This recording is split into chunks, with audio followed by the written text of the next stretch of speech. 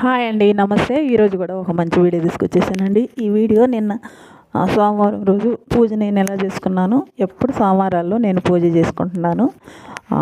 ఒక్కో రోజు ఒక్కో రకంగా చేసుకుంటాను. ఎప్పుడు ఎలా పూజ చేసుకుంటున్నాను సింపుల్గా అనేది ఈ వీడియోలో చూపిపోతున్నానండి. అయితే ఎవరైనా ముందుగా నా ఛానల్ కొత్తగా వచ్చుంటే ఛానల్ సబ్స్క్రైబ్ చేసుకొని ఒక లైక్ అయితే ఇవ్వండి. తప్పకుండా ఛానల్ని సబ్స్క్రైబ్ చేసుకోండి. ఇంక ఇక్కడైతే ఫస్ట్ పీట తీసుకొని ఈ పీట ఇక్కడ సర్దుకున్నానండి.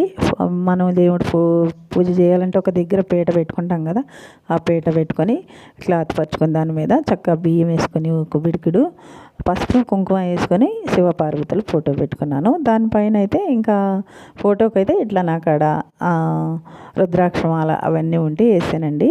చక్కగా దేవుడికి వేసి అవన్నీ సర్దిరేను. ఇంకా తర్వాత ఇక్కడ దీపపు కుందెళ్ళు మొన్న చెప్పాను కదండి, కలర్ వేసుకున్నామని. ఆ దీపపు కుందెళ్ళు మరికొన్ని రెండు పెట్టి నువ్వుల నూనె వేసి ఇంకా దీపారాజన అయితే చేద్దామని అది రెడీ చేసి పక్కన పెట్టాను. తర్వాత ఇక్కడ చిన్న పీట మీద బియ్య పిండితో ముగ్గేసుకొని పసుపు కుంకుమ వేసుకొని ఇంకొక బౌల్ పెట్టుకుని బౌల్లో శివలింగాన్ని పెట్టుకున్నా. అయితే ఈ శివలింగం నేను త్రయంబకేశ్వరంలో తెచ్చుకున్నానండి, చిన్న శివలింగం. ఇంకా శివలింగానికి అభిషేకం చేసుకోవాలి. స్వామివారికి గంధం ఒక పువ్వు పెట్టుకొని తర్వాత అభిషేకం చేసుకోవాలి. ఫస్ట్ అయితే శుద్ధ జలంతో మంచినీటితో చేసుకోవాలి. తర్వాత అయితే నేను గంధము కుంకుమ అన్నిటితో విభూది అన్నీ కలిపిన వాటితో చేసుకుంటున్నాను.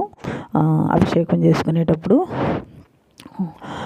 ఓం నమ శివాయ, ఓం నమ శివాయ, ఓం నమ శివాయ, ఓం నమ శివాయ, ఓం నమ శివాయ, ఓం నమ శివాయ, ఓం నమ శివాయ అనుకుంటూ నేను అభిషేకం చేసుకున్నానండి.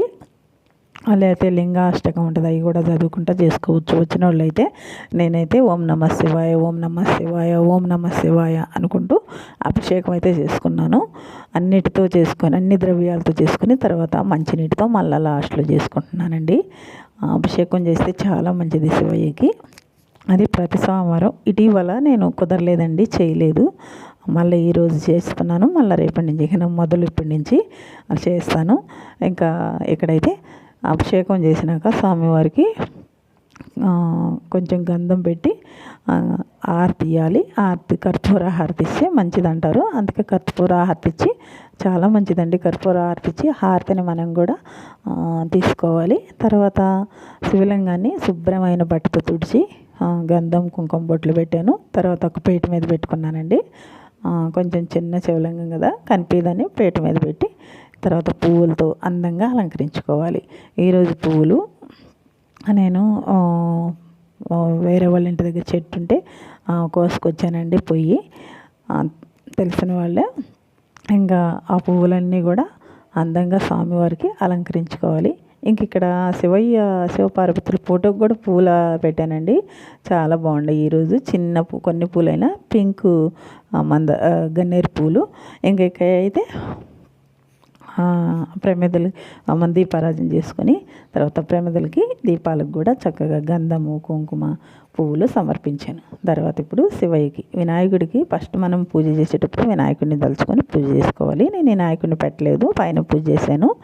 తర్వాత వినాయకుడిని తలుసుకొని తర్వాత శివయ్యని తలుసుకుంటూ అక్షంతలు కుంకుమ గంధము అన్ని పువ్వులు అన్నీ సమర్పించుకోవాలి. ఎందుకంటే మనం ఎప్పుడు చేసుకున్నా ముందు పువ్వులు తర్వాత ధూపం అన్నీ కూడా సమర్పించుకోవాలి దేవుడికి.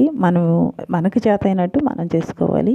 మనకి ఏది రాదు అనుకుంటే ఏదైనా ఫోన్లో ఇప్పుడు వస్తున్నాయి కదా పెట్టుకోవచ్చు. ఇక్కడ నేను గంధం కుంకుమ వస్త్రం కూడా సమర్పించి తర్వాత తాంబూలం పెట్టాను. తాంబూలం పెట్టి తర్వాత పువ్వులతో ఇంకా నేను అష్టోత్తరం అయితే చేసుకోవాలనుకుంటున్నాను. ఈ తెల్ల పువ్వులు ఉన్నాయండి, ఈ పువ్వులతో అష్టోత్తరం చేసుకుంటున్నాను. శివయ్యకి అష్టోత్తరం చేసుకుంటున్నాను. అయితే ప్రతి సోమవారం చేసుకుంటామండి. మా ఇంటి దేవుడు శివయ్య, శివపార్వతులు.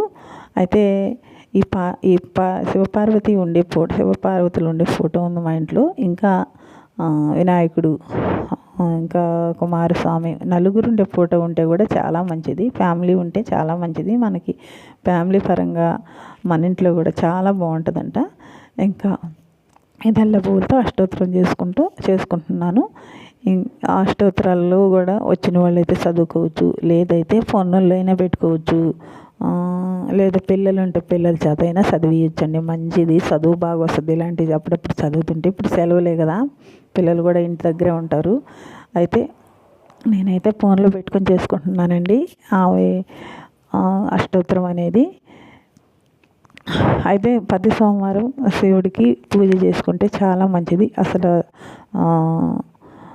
శివపార్వతులు ఉన్న ఫోటో పెట్టుకొని పూజ చేసుకుంటే చాలా మంచిదండి. ఇంట్లో ఆర్థిక ఇబ్బందులు, ఆర్థిక సమస్యలు, ఎలాంటి సమస్యలు ఉన్నా కూడా అవన్నీ కూడా తీరిపోతాయి.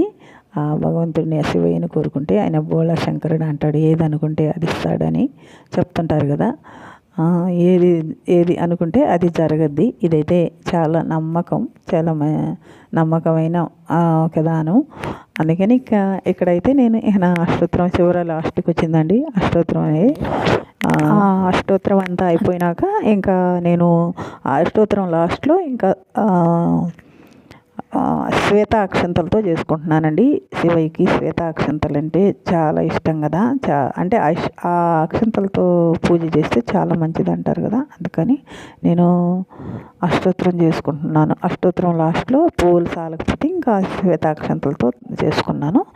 ఇంకా మా ఇంట్లో ప్రతి సోమవారం కూడా ఇలా చేసుకుంటామండి. ఆ రోజు బాగుంటుంది, నాకు చక్కగా పూజ చేసుకున్నప్పుడు ఎవరికైనా కూడా చాలా బాగుంటుంది కదా, చాలా ప్రశాంతంగా అనిపిస్తుంది.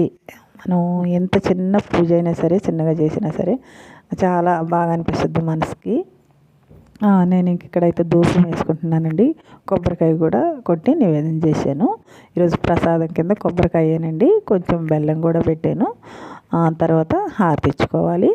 ఇంకా మనము దేవుడికి హారతి ఇవ్వడం అంటే పూజ అంతా పూర్తయినట్టేనండి. ఈ ప్రసాదాలన్నీ ఇంకా పూజ పూర్తయినాక హారతి ఇచ్చి హారతి మనం కూడా తీసుకోవాలి. దేవుడికి ఇచ్చిన తర్వాత ఈ ప్రసాదాలన్నీ మనం తీసుకోవచ్చండి. పువ్వులు ఎవరు తొక్కని చోటు వేసుకోవాలి. ఇంకా దీపపు కుందెన్లు ఇవన్నీ అయితే మనం కడిగి మళ్ళీ వాడుకోవచ్చు. ఇదేనండి ఈరోజు వీడియో. మీకు అందరికీ నచ్చద్దు అనుకుంటున్నాను. నచ్చితే లైక్ చేసి షేర్ చేయండి. మరొక మంచి వీడియోతో మళ్ళీ కలుస్తానండి. ఇంకా ఉంటానండి. ఇదేనండి ఈరోజు వీడియో.